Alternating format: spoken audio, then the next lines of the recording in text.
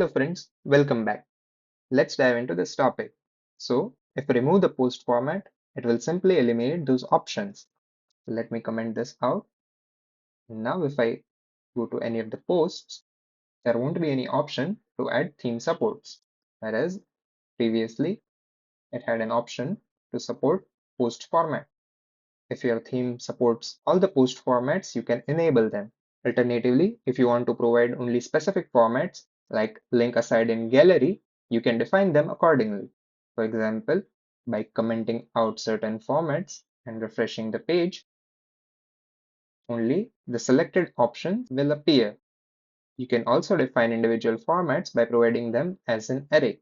Whatever arguments you pass needs to be included in this array. Next, let's discuss the support for post thumbnails. If you look here, the set featured image meta box, for instance, is supported through the post thumbnail feature. If I comment out this code that adds support for post thumbnails and refresh this page, the option to add featured image will disappear. This indicates that the theme no longer supports thumbnail. However, even if the theme support is removed, a featured image is often still required for displaying posts or articles properly on the front end. To restore it, you simply need to re-enable the post thumbnail support. By refreshing this page, the featured image option will appear, allowing you to set a featured image for your posts. Next is nav menus. We can work with registered nav menus, which I will talk about a little later. Additionally, there are other theme supports such as HTML5. You see the comment form, comment list, gallery, caption, style, script, and navigation widgets. All of these relate to the HTML5 elements. In WordPress, for example, the comment form is displayed on the front end. The comment list is the list of comments. The rendering of gallery, gallery shortcodes, or gallery blocks all use the HTML markup provided by WordPress. By defining a support for HTML5 and passing these additional arguments, WordPress ensures the default core markup is used, eliminating the need for custom markup. This is why HTML5 support is significant. Furthermore, there are additional features such as support for custom logos. If you navigate to the Appearance Customizer, you will see an option to set a site logo. If I remove this code that enables custom logo support, the logo functionality will be disabled. As you can see, once removed, the logo support is gone.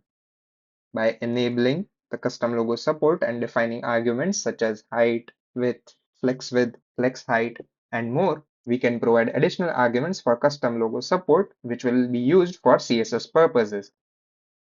Providing custom logo support allows users to set a site logo, which can then be displayed on the front end. The 2021 theme, which is the classic theme we are using in this example, already supports this feature.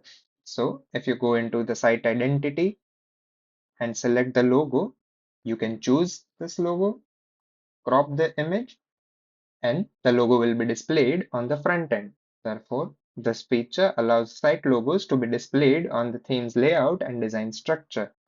The 2021 theme we are using in this example has implemented logos using theme support. However, there are other ways to implement it too. For instance, in the 2025 theme, which is a block theme, it uses title block in the logo.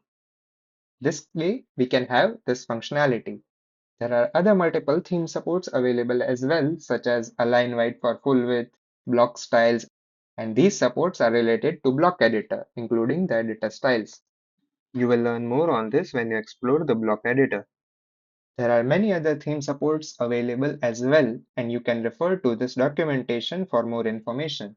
The WordPress Codex documentation page on theme_features provides a list of available features. For example, if you look at the custom background support, you can add it using the add theme support function. And here's how you can support the custom backgrounds along with some of the default arguments. Once added, you will find this option under the Appearance menu in the WordPress dashboard. This redirects to the customizer where you can configure background colors and other settings. This approach allows you to provide multiple features and core functionalities. You can refer to the Codex documentation here on codex.wordpress.org/theme_features. On this Codex page, you will find references to the necessary function. Now, Let's move on to registering navigation menus. You go into Appearance and the Menus option. From this Menus page, you can manage and create multiple menus. You'll also see display locations listed here, the primary menu and the secondary menu. These locations are provided by the theme. Menu locations depend on the theme's support for displaying menus in specific areas of the front end. These locations are registered using the register nav menu function. This function allows you to pass an array of menu locations. For instance, the array may include a slug like the primary for the primary menu and another is footer for the secondary menu along with the respective display names. This information appears in the Menus section of the WordPress admin panel. For example, the WordPress 2021 Classic theme uses the primary menu for the header and secondary menu for the footer. By using register nav menus function, you can define the menu locations available for displaying menus in your theme. So, if you visit the front end of your site, as you can see, no menus are currently displayed in the header or the footer. Now, I will assign the same menu to both primary and secondary menu locations and save the changes. Now, when I visit the front end, you'll notice that the menu is now visible in both locations. The theme automatically displays the menu assigned to the primary location in the header and the menu assigned to the secondary location in the footer. You can also assign different menu items to different locations. For example, let me remove the current menu from the secondary menu location and add a social menu to the secondary menu location. I'll save the changes and visit the site. Now you can see the social icons being displayed in the footer. The 2021 theme supports displaying these icons as a part of the social menu.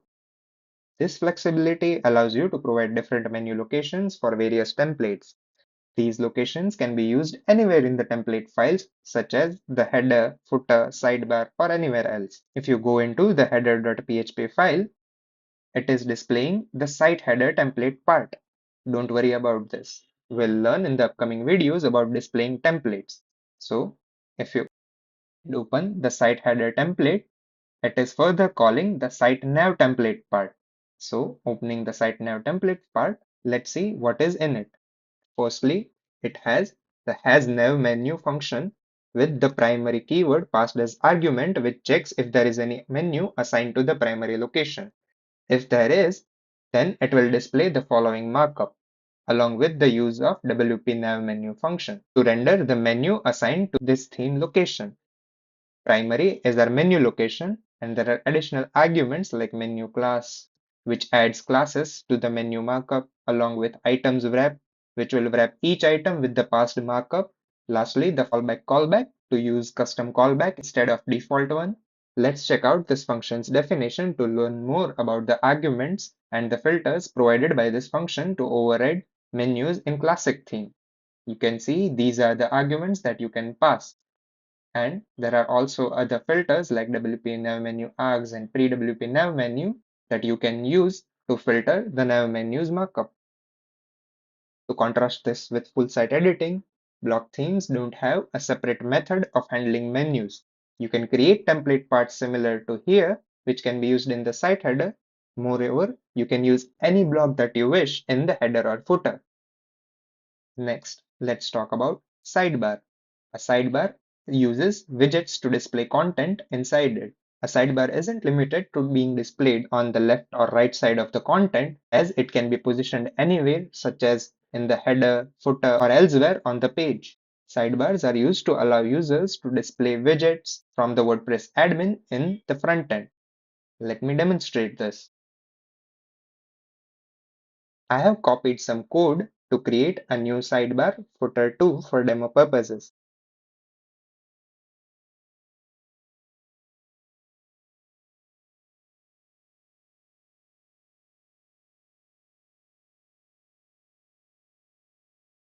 Once I have registered this, I'll refresh this page and now you can see the new footer 2 area alongside the existing footer sidebar area. To display widgets in the sidebar, WordPress checks whether the sidebar is active, that is, it contains widgets using the isActive sidebar function.